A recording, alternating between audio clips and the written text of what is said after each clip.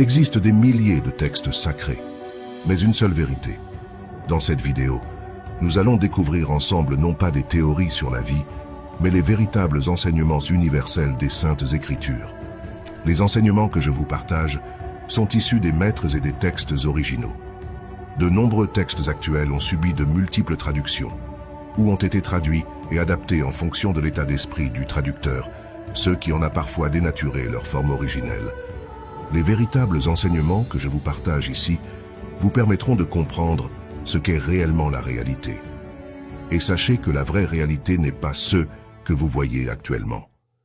En premier point, j'aimerais vous expliquer comment fonctionne la perception de l'homme, c'est-à-dire comment l'homme perçoit ce qu'il appelle la réalité, comment celle-ci se structure et d'où vient la forme. Tout d'abord, la conscience de l'homme englobe la réalité extérieure et intérieure. La conscience de l'homme est le tout universel. Le corps de l'être humain est structuré par la conscience de l'homme. Le corps humain est un assemblage atomique, associé tel des Legos en fonction du degré de conscience de l'individu. La conscience perçoit ensuite ce qu'elle est au sein d'elle-même. Pour expliquer de manière plus simple, notre conscience est une grande intelligence qui englobe tout. Nous avons à tort pensé qu'elle se limite au corps, mais le corps n'en est que le symbole. La conscience est justement ce qui structure le corps, afin d'interagir dans son propre environnement. Le corps est donc le symbole de la conscience. Comprenant cela, nous comprenons que notre conscience nous dote de sens, en fonction de ce que l'on est prêt à voir ou non. Maintenant, venons-en à un point clé. La conscience est infinie, toutes les possibilités existent déjà. On parle de dimension de l'absolu. La réalité se déroule au sein de la même unité. Tout est donc esprit, soit toutes les possibilités universelles existent déjà dans l'instant présent. La conscience de l'homme, en fonction de son degré de conscience, perçoit de nouvelles choses. En réalité, toute manifestation n'est pas une création, mais le fait de dévoiler ce qui existe déjà. Les possibilités se dévoilent au fur et à mesure que la conscience humaine les accepte comme étant. Lorsque la conscience humaine reconnaît un fait, il devient manifesté. La manifestation ne consiste donc pas à attirer quelque chose à nous, mais à dévoiler quelque chose qui existe déjà. En fait, on n'attire rien à nous, on dévoile. Maintenant, saisissons la notion d'unité. Il existe une seule unité qui englobe tout, un univers, et un seul principe, l'esprit. Il existe un seul esprit, tout est esprit. Pour la comparaison, l'esprit est la lumière, et chaque homme individuel en représente un rayon. De ce fait, chaque homme est la lumière, mais en représente individuellement un rayon. L'homme individuel est donc universel. De même que l'homme est Dieu, l'homme est esprit. Dans de nombreuses traductions des textes anciens, une erreur fut faite lorsqu'un « a » fut rajouté à une citation importante, donnant lieu à la phrase suivante « L'homme est à l'image de Dieu ». En réalité, le « a » n'a jamais existé. La phrase originelle est « L'homme est l'image de Dieu ». En fait, lorsque l'homme prend conscience du tout, il est Dieu, et son corps en est le symbole. En réalité, l'homme l'a toujours été, mais le voile qu'il a sur les yeux l'empêche de voir la réalité telle qu'elle est vraiment. Précédemment, nous avons pensé que la civilisation humaine datait d'il y a 6000 ans. Les civilisations humaines sont bien plus anciennes que cela. L'humanité en est actuellement à son 7e cycle. Lorsque l'humanité a entamé son 7e cycle, nous sommes en quelque sorte repartis à zéro. Une grande partie du savoir ancien s'est donc perdue au fil du temps et n'a donc pas été transmis. Ensuite, la science moderne s'est mise à étudier la réalité extérieure, puis la religion, la réalité intérieure. Cette division est due à la dualité dans l'esprit de l'homme.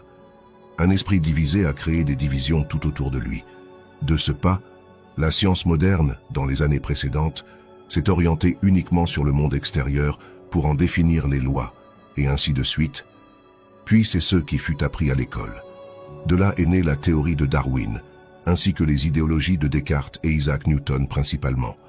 L'ensemble de ces théories sur la réalité fut fondé sur l'esprit de division, c'est-à-dire qu'elles furent fondées sur la réalité extérieure, sans comprendre que l'origine de celle-ci provenait de l'intérieur. Pour faire simple, la science moderne avait donc axé ses recherches et tentait d'expliquer ce qui avait déjà été manifesté.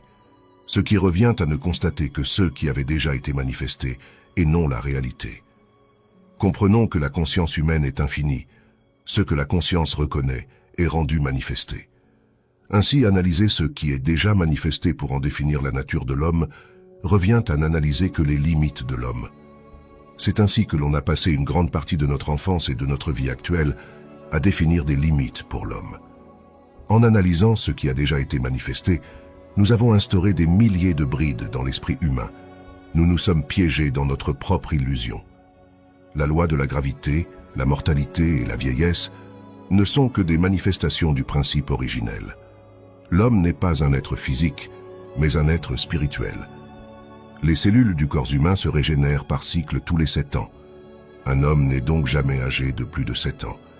Cependant, dès la naissance, nous nous donnons une date d'expiration, ancrant dans nos croyances les plus profondes que nous sommes destinés à mourir. De même, nous avons adopté la vieillesse et la mort comme étant. Lorsque les cellules se régénèrent, une cellule mère naît et elle est parfaite. C'est la cellule que l'on peut nommer la cellule du Christ. C'est une cellule parfaite, harmonieuse et lumineuse. Cependant, dès que cette cellule naît, les idéologies ancrées dans la conscience de l'homme sur la vieillesse et la disharmonie lui transmettent automatiquement cette information, ce qui en cause sa dégradation. L'homme n'est plus obligé de mourir. La mort n'est qu'un changement d'état. L'âme ne meurt jamais. L'âme n'a ni commencement ni fin. Elle est éternelle. La mort physique du corps humain provient de son détachement avec sa source originelle. La conscience de l'homme dans la société moderne est trop rétractée sur elle-même, ce qui fatigue la conscience de l'homme. L'homme ne perçoit que son corps physique, son attention est fixée sur ses limites, ce qui le fatigue lui-même.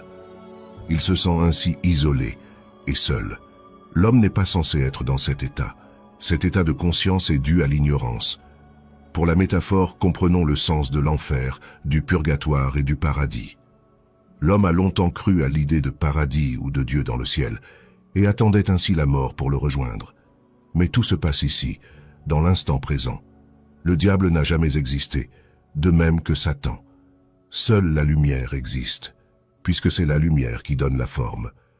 Le diable est en réalité un manque de lumière, que l'on compare à une ombre.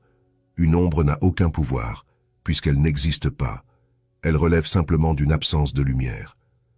Dans les textes originels, Jésus a en réalité dit « Derrière moi, l'imitation » et non « Derrière moi, Satan ». En réalité, ce sont les limitations et les peurs dans l'esprit de l'homme qui lui empêchent de voir la réalité telle qu'elle est vraiment. La maladie, la mort et la faiblesse résultent de l'ignorance de la vérité universelle du principe. En fait, votre état d'esprit détermine votre réalité tout simplement. L'état de conscience dans lequel vous vous situez détermine votre perception de la réalité. Celle-ci se structure en vibrations. Votre corps en est le temple, et votre état de conscience en est les yeux. Chaque bride, limite ou chose disharmonieuse de la vie que vous avez intégrée dans votre conscience, il faut désormais les balayer. La réalité est harmonie et perfection. Toutes les choses disharmonieuses telles que les maladies résultent de la croyance en celles-ci. Lorsqu'un individu parvient à considérer un fait comme étant, celui-ci peut se manifester instantanément, et cela parce que toutes les possibilités existent dans l'instant présent. En Inde, il existe un temple au degré de vibration si élevé que si vous en enlevez une pierre, celle-ci se restaure instantanément. Chaque personne qui entre dans le temple s'en trouve guérie instantanément. Je vous invite à lire La vie des maîtres et 13 leçons dans la vie des maîtres de Baird T. Spalding si cela vous intéresse. Pour que vous compreniez bien la notion, il existe des maîtres au pouvoir que l'on pourrait qualifier de miraculeux.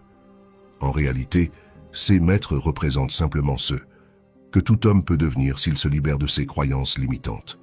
Les maîtres affirment que chaque homme est un maître, puisque seul un maître peut se prendre pour ce qu'il n'est pas. Seul un maître peut transformer sa réalité au point de se percevoir comme un être limité. Pour en revenir au temple, comment cela se fait-il que celui-ci puisse guérir instantanément une personne? Eh bien, ce temple est si élevé en vibrations harmonieuses qu'aucune vibration disharmonieuse ne peut y pénétrer. Ainsi, dès lors qu'une vibration disharmonieuse s'approche des vibrations harmonieuses, elles sont instantanément repoussées tel un bouclier cosmique. Maintenant, comprenons que ce temple, c'est votre corps. Lorsque vous fixez votre attention sur la perfection et que vous la relatez constamment, de jour en jour, la vibration de tout votre être augmentera. Comprenons que le corps est le symbole de l'esprit, donc nul besoin de se concentrer sur l'aspect du corps, mais sur l'esprit, puisque c'est lui qui structure la forme du corps. Être maître signifie que vous êtes parvenu à maîtriser votre esprit, soit donc la réalité. Reconnaître le principe de Dieu instaure l'amour et la perfection dans votre vie comme idéal, et vous l'atteindrez. Nul besoin de juger, mais seulement d'aimer. Chaque pensée et émotion que vous émettez vous reviennent, car vous les émettez en vous-même. L'anxiété, le stress et la peur reviennent à fatiguer votre propre conscience.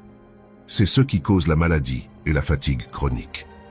Maintenant, ce que je vous conseille, c'est de pratiquer la vérité. La vérité se trouve au plus profond de vous-même, dans votre maître intérieur.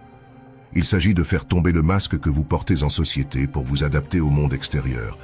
Pour cette fois-ci, exprimez l'idéal qui sommeille en votre intérieur.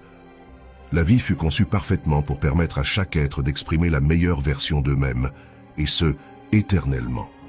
Visez un idéal, consacrez-y de l'énergie, et il se manifestera. Telle est la loi.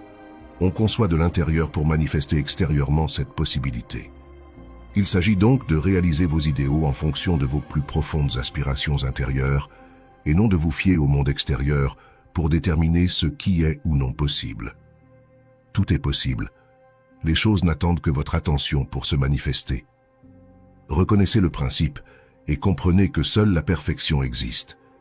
Plus vous reconnaîtrez ce principe et exprimerez l'amour à travers vous-même, plus votre aura, soit le degré de vibration entourant votre corps, s'élèvera. De même, centrez-vous sur la réalité, soit le fait d'exprimer vos aspirations les plus profondes qu'il y a en vous-même, le fait de réaliser vos rêves. Nul besoin de demander à autrui pour savoir ce que vous seul savez. Vous êtes le seul à connaître votre chemin. Il se trouve à l'intérieur de votre cœur. Exprimez-le avec passion et laissez derrière vous les limitations. Ce ne sont que des ombres. Avancez et ne regardez pas en arrière. Lorsque vous aurez pris suffisamment d'élan, vous ne pourrez plus revenir en arrière. Vous serez libéré. Vous l'êtes déjà. Plus votre état d'esprit se délestera de ces ombres et se nourrira de lumière, plus votre corps ressemblera au temple d'Inde, dans lequel rien de négatif ne peut pénétrer. Comprenez que vous allez façonner votre corps tel un temple indestructible, et qu'une fois celui-ci achevé, vous serez parfait, tel que vous l'avez toujours été.